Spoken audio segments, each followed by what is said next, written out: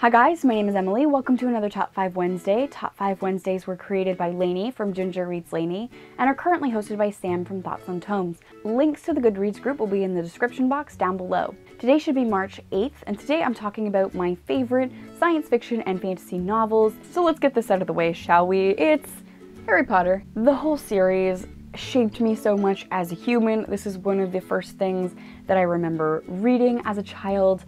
I have such vivid memories of time and place where I was reading these books and where I was in my life, where I was physically in Canada. So much is attached to these books for me. Really sparked my interest in fantasy literature. I mean, they're probably going to be on everyone's list, but I loved this fantasy series.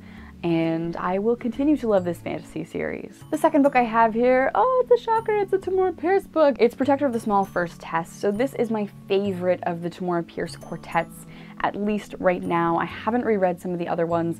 I do plan on doing that and giving them another shot, but at this moment, this is my favorite series. I love the Tortal universe that she's created. I love the magic there, the gender politics there. It's a beautiful blend of all of the things that I like, and it's a series and a fantasy setting that I can return to over and over again and still enjoy, and I'm so grateful that the series exists.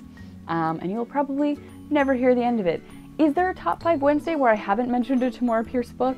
The next fantasy series that I love, and I'm so excited to reread and to read the conclusion of if it ever comes out. Can you guess what it is? The Name of the Wind by Patrick Rothfuss. So this is the first book in the Kingkiller Chronicles.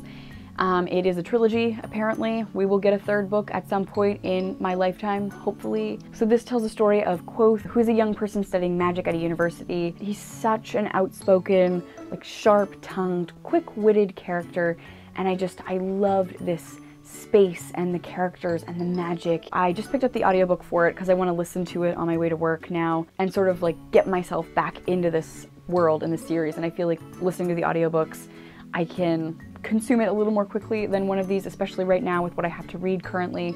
Patrick Rothfuss, even though it's not completed, it is on this list. It's a fantasy series that really stood out to me.